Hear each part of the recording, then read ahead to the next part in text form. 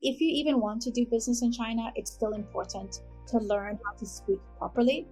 Hi, everyone, and welcome back to China Admissions and Global Admissions. Today, we have a very interesting interview today. I'm here with my colleague Xuyuan, and she is from China and she studied in Australia. And we are actually going to be interviewing each other today. And I'm very happy to have you on here and to be able to talk about your experience as a Chinese person that studied outside of China. And then we can also talk about my experience studying in China as a foreigner. Yeah, that sounds great. Sounds marvelous. Let's get started. Great. Okay. So, can you do a bit of an introduction on yourself and what you studied and which university you studied at? Yeah, absolutely. So, around in 2014, I moved to Australia to do a foundation program, which is like the year 12 for international students. And after that, I joined Monash University doing a degree in media and communications. Wow. So, yeah, that's basically my experience. And how did you get to your decision to study in Australia? Like, what influenced you to want to study abroad, let alone in Australia?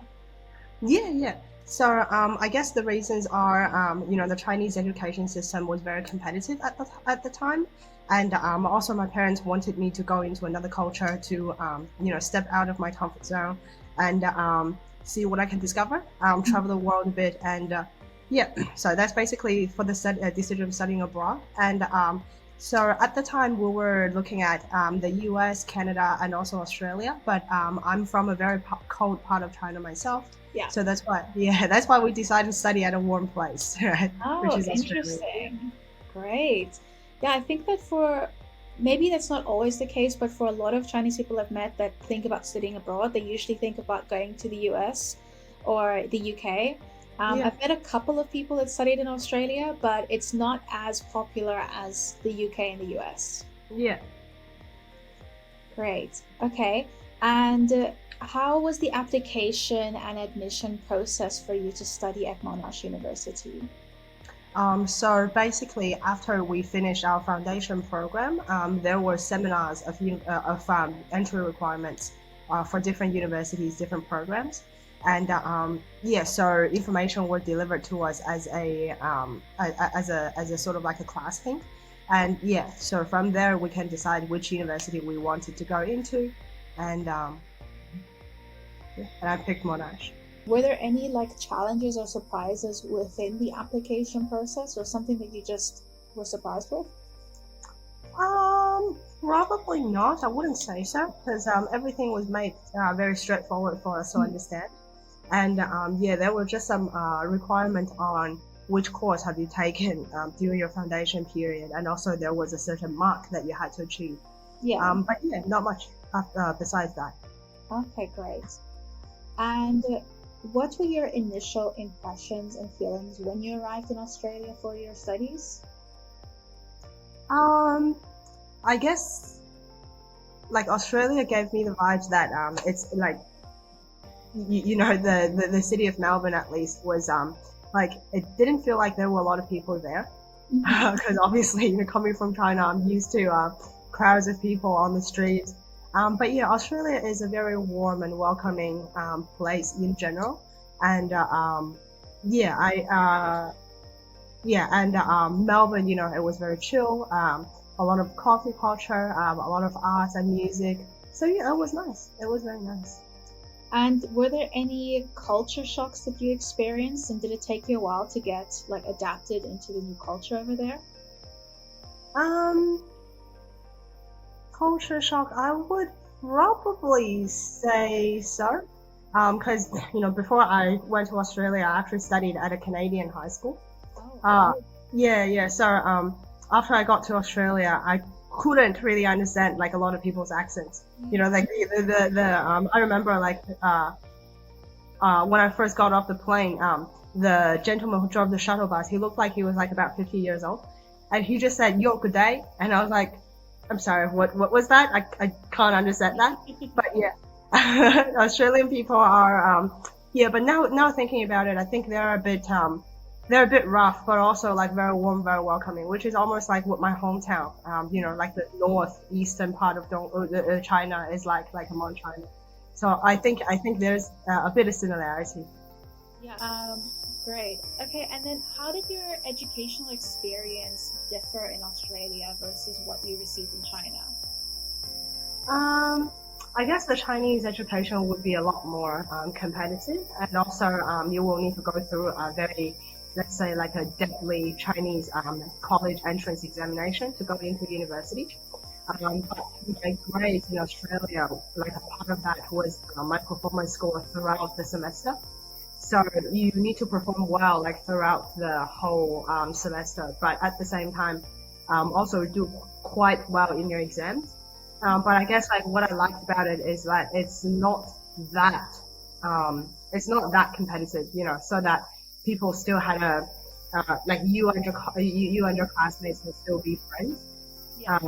Yeah. Yeah. So I thought that was very nice. And also I would just say, Australia, um, y- the general culture encourages you to challenge your superiors, to challenge the authority, to challenge your teachers, which I thought was a nice thing. Mm-hmm, mm-hmm. Yeah, And would you recommend it to any other Chinese students that are looking to study abroad?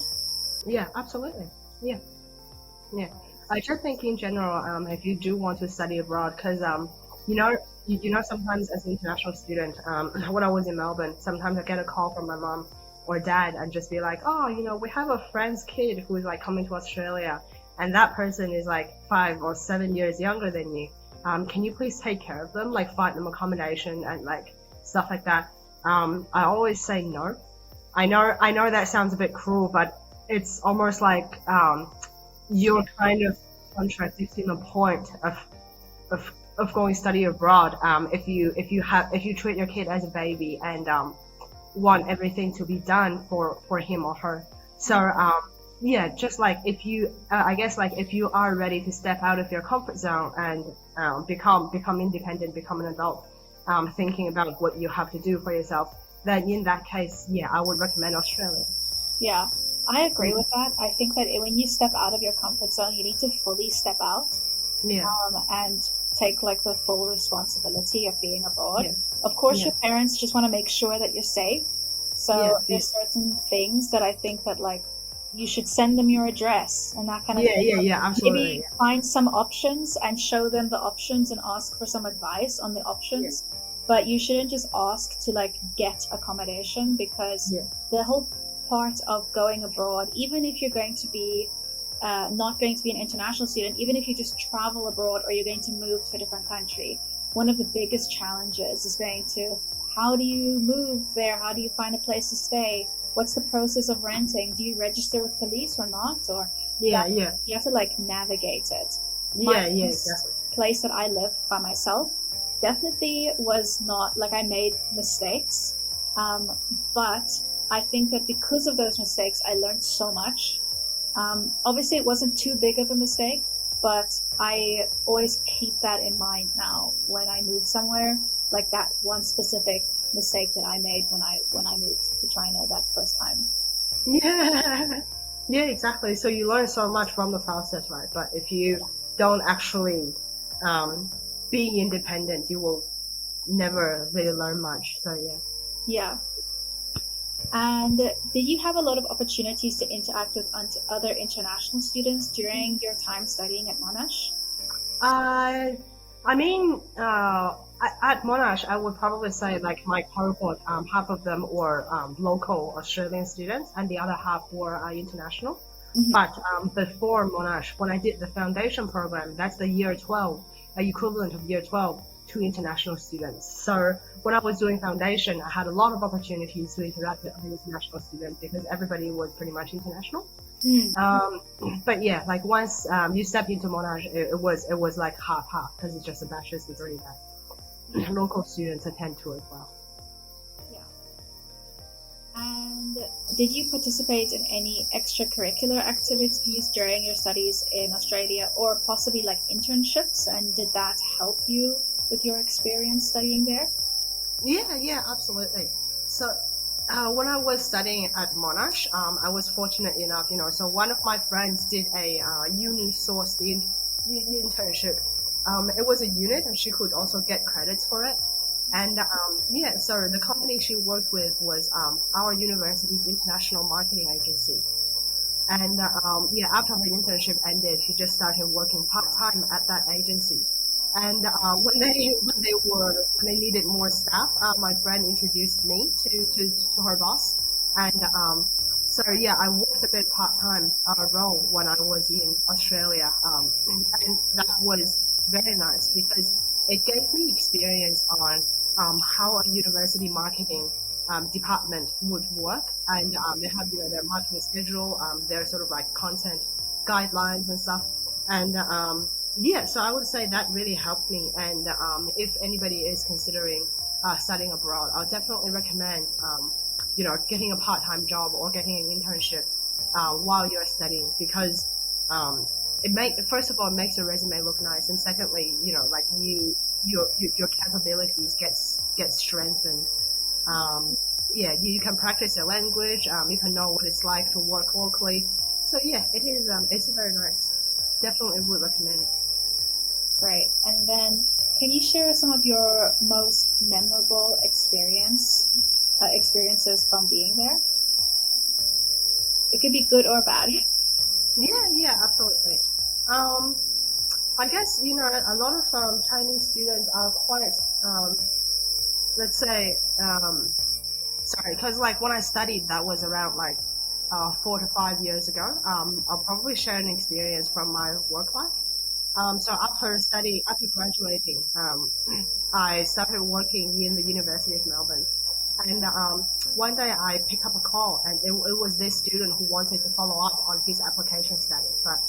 And you know how in China we are very, I guess, like anxious at our age. Am I too old to do this? Am I too old to do that? Is this like still suitable for me? People are very anxious. But I picked up this phone call, and it was a gentleman who, he wanted to follow up on his app. And so I asked for his name, his date of birth, and his application number. And he was like over 70 years old when he checked for that. And I was like, oh, great respect for wanting to do it great. But like when I was speaking to him, I could hear constantly beeping on the background. So I was like, can you hear that noise, or is it just me? Like, why are we hearing this beeping noise? And he told me, he was like, yeah, because I'm in the hospital having an operation. But once I recover, I'll come around to get this master's degree. So I'm like, wow. Um, it comes into perspective. Just someone who's like my parents' age is not afraid of competing with other students who is like 50, 60 years older, 50, 55 years like younger than him. So yeah, that was very impressive for me. Yeah, wow. That is really impressive. I think it's very memorable. Yeah. For Australian universities, do they not have any age restrictions? Not really. If you have the proper qualification or work experience, yeah, age is like not really an issue. Yeah. Okay, great. So those are all the questions that I have for you. You said that you also have a couple of questions to ask about my experience studying in China. Yeah. So let's go ahead. Yeah, cool. So, can I please ask, could you please also do a very quick introduction about, when you studied in China, where at, and what did you study? Yeah, so I studied at Shenzhen University, and I first did a Chinese language program for a semester, and then I transferred into a degree program, but I went to the second year, and my major was Chinese language and culture.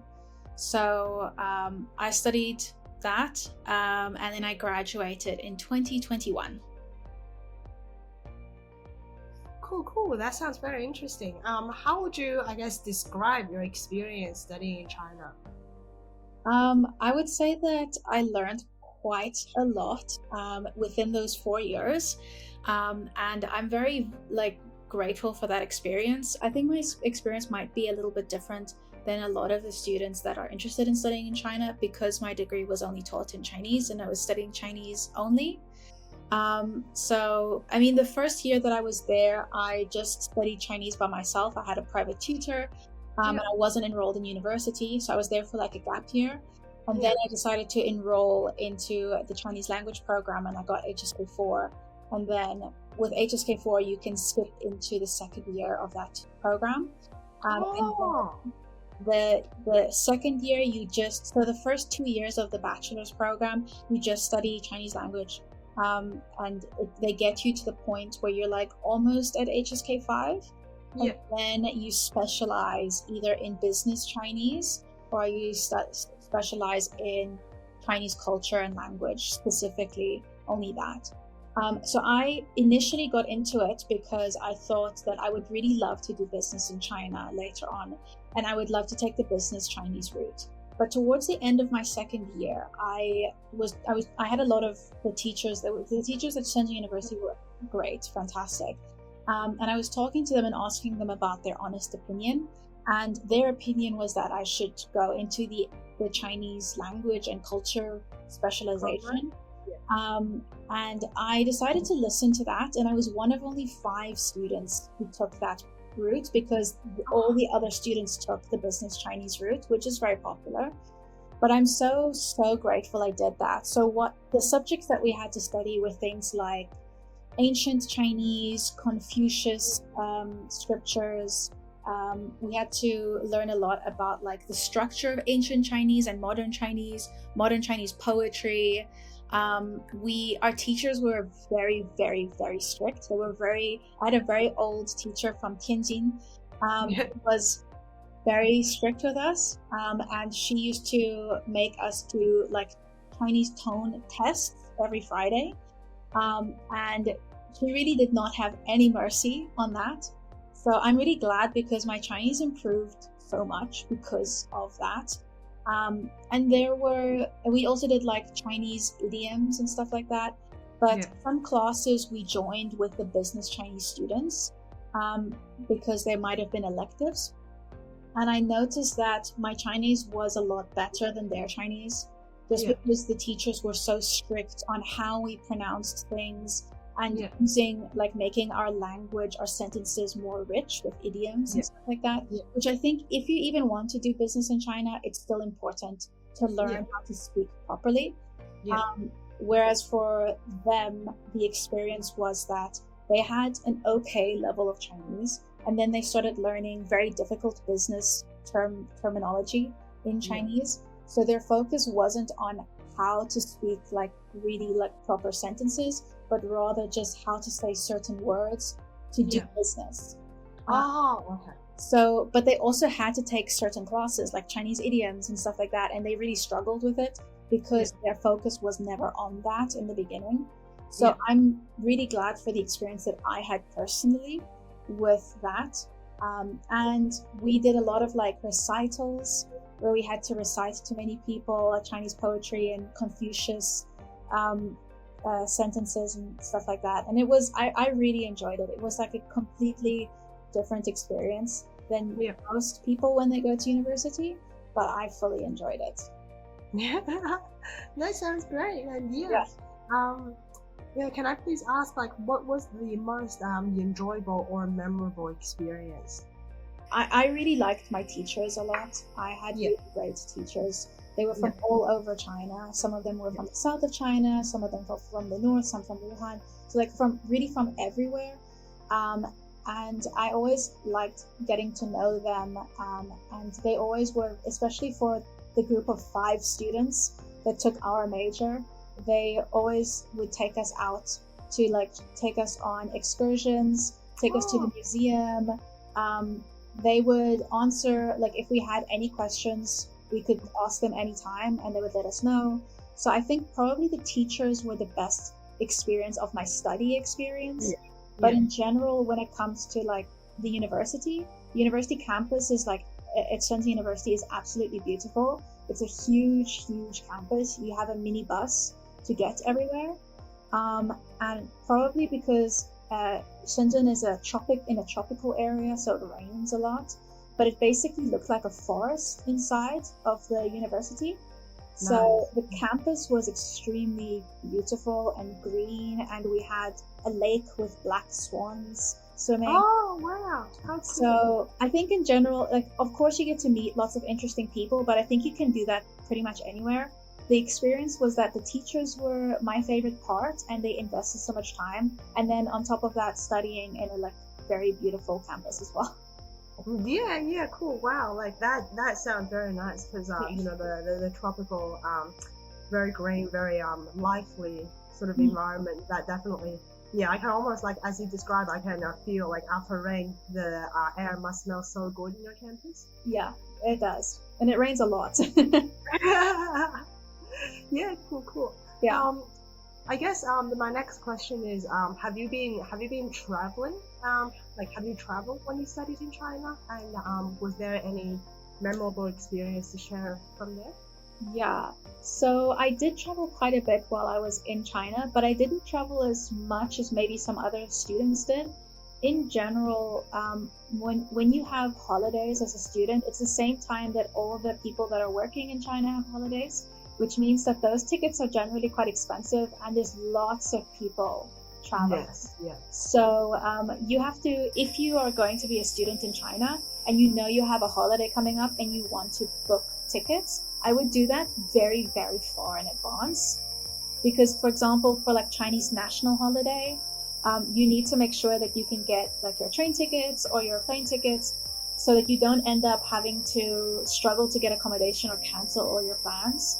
But I traveled to Chengdu twice, and I traveled in the Sichuan province quite a lot, just because the people that I knew in Sichuan that were like family friends of mine, they came from Sichuan.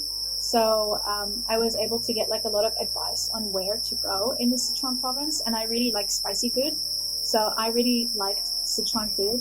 And then I also went in the Guangdong province, I traveled to a lot of the smaller cities and villages because it was a lot easier to do Yeah. that during like weekends. So my favorite city that I traveled to was Huizhou, which is just outside of Shenzhen. It's like 2 hours by bus. Yeah. And that was where my best friend, who's Chinese, she's from there. Yeah. So she took me there just to show me her hometown. And then I ended up going there like once a month because Oh, it's lovely. You very, really did love it though. yeah, it was really nice. It was very relaxing. And what was really interesting is that in a lot of the smaller cities, the young people oftentimes leave and they don't really come back. They end up living in the main metropolis of that province. So they might live in Guangzhou or Shenzhen because they need to work there. But a lot of the students or the children, they went and they studied art and they came back to enrich the city. So they would be painting like murals and they would have art exhibitions, like street art exhibitions. They Oh, had these lovely. really interesting coffee shops and like Yeah. where it was like a coffee shop mixed with a tattoo parlor. Yeah. Really interesting, very hipster. So I really enjoyed that vibe, and I think for a lot of the small towns that I visited were like that, which is why I definitely recommend that if you're gonna be a student, and usually as a student you're quite broke anyways. So like wherever you're gonna be, if you're in Shanghai, or you're in Beijing, or wherever you are, just take a look at some of the cities around you, some of the villages, and go check it out for a couple of days. It might be very fun. Yeah, yeah, absolutely. That does sound like a very fun experience. When you said you went to Sichuan, did you see any pandas? I did go to see the pandas, but it was too hot that day because I went during summer vacation. Oh yeah, And it was so hot that the pandas never came out. yeah. They're So like, nah, I'm not working today. yeah, yeah. Not So we really. were just watching, and they never came. So I didn't see Oh, I'm them, sorry but to hear I that. saw them. I saw them at a zoo, a different zoo, which was nice. Yeah. Yeah, cool, cool. That sounds very nice. And was it easy for you to make friends when you were studying in China?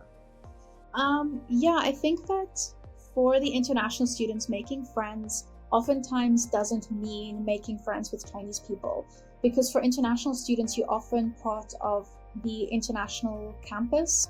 Yeah. and you have classes with other international students. You don't often have classes with the other Chinese students. Yeah, yeah. So, Even though your program was Chinese taught. yeah, so Oh, my yeah. program was Chinese taught, but it was specifically for foreigners.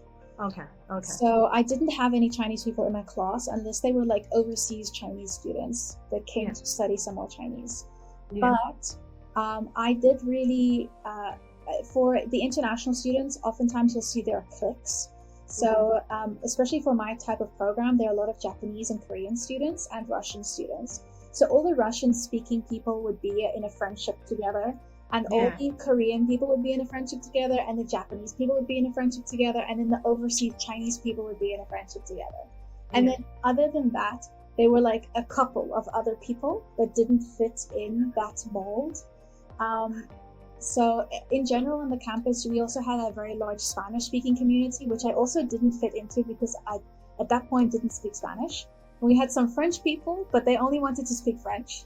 Yeah, yeah. So as a South African, I think I was, at one point, I was the only South African in the university. Oh, So there, I did make a quite a diverse range of friends. So I ended up usually hanging out with the Korean and Japanese students that wanted to learn Chinese. So we would speak Chinese to each other yeah. and hang out, and with some of the overseas Chinese students as well. And that was quite fun. And then for meeting Chinese students, I always put in a lot of effort to try and make Chinese friends. Yeah. I think that for the Chinese students that just started university, a lot of them are very shy, especially at like 19. I felt like they were very shy with talking to foreigners. So I always had to try and like be the most confident one to try and talk to people. Make the first step or sometimes even the second step, right? Yeah, but I met my good friend Mona, and she is Chinese. She's from Guizhou, and she contacted me on Instagram because she saw that I made some videos and I was putting them on YouTube, and she was practicing her photography. Oh. And she saw that I was at Shenzhen University, and she said, "Oh, but I'm also a student at Shenzhen University. Do you want to meet up and we can like, I'll take some pictures of you and you can do some videos of me and we can like just hang out." And her dorm was actually right next to my dorm.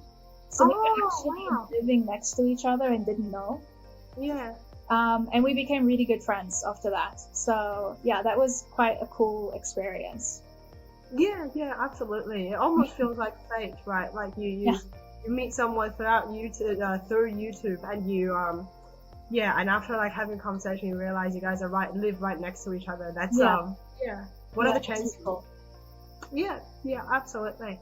And so what's your favorite thing to do with the time that you're not studying? When I was a student, I went through a couple of different phases, but I did study quite a lot in my spare time. But because I really liked studying Chinese, I also skipped a year, so I had to make up my credits. So I had lesser time to do all of my subjects. And for my program specifically, like some of the other programs, you have to have like 100 and something credits, 150 credits to graduate. And for some people, their subjects are like 6 credits or 8 credits per subject, so they don't have to take that many. But mine were all like 2 credits. So I had to take several subjects to make up for it. So I studied quite a lot. For me, I really liked trying to read Chinese books to improve my Chinese. So I always tried to do that. And other than that, I always loved going to very cute cafes to like discover some like cat cafes, or like they had very cool ideas. So I always tried to find some cool cafes to go if I was going to study or read a book or watch a video or something like that.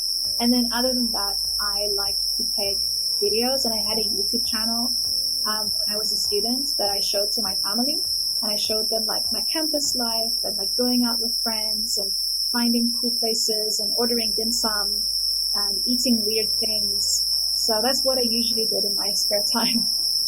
Yeah, that sounds very interesting. Really lovely idea. Like, having a YouTube channel can my parents to access to them. So I think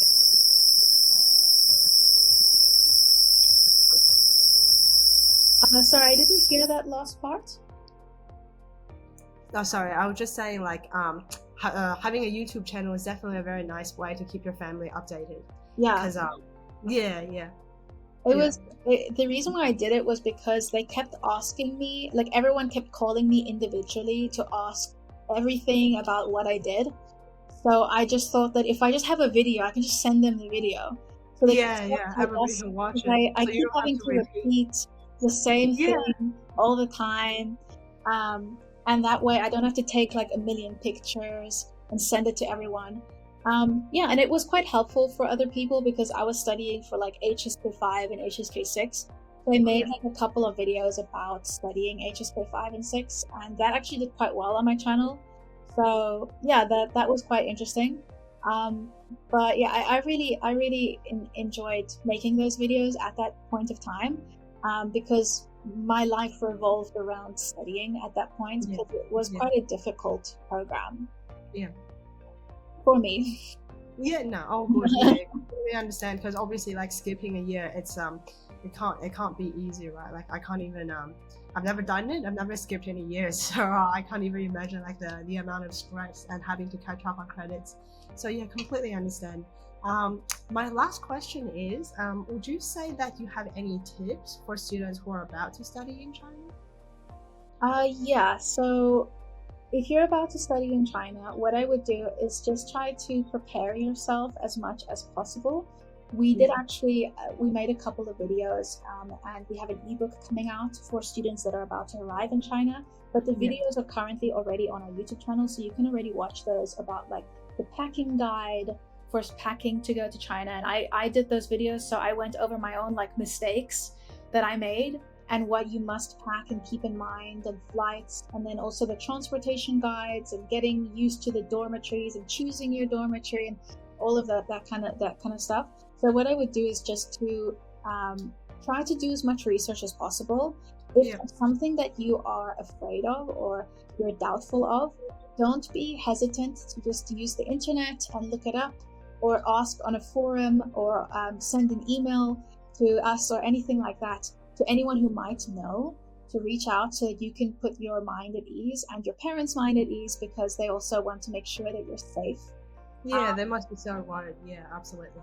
And just also be aware, obviously this is not going to happen to most people, but be aware, the same as you would with other countries, of potential scams that happen to foreigners if you just arrive there, like taking people offering you a taxi ride with an unmarked car, and then they charge the price to a very high price, or it's very unsafe because you don't know, they're not licensed and they Yeah, could not registered drivers. Hey, yeah, yeah, so make sure that you, unless you're taking an Uber or something like that, a Didi, that you stay safe all the time, and you make sure that you go into marked taxis only.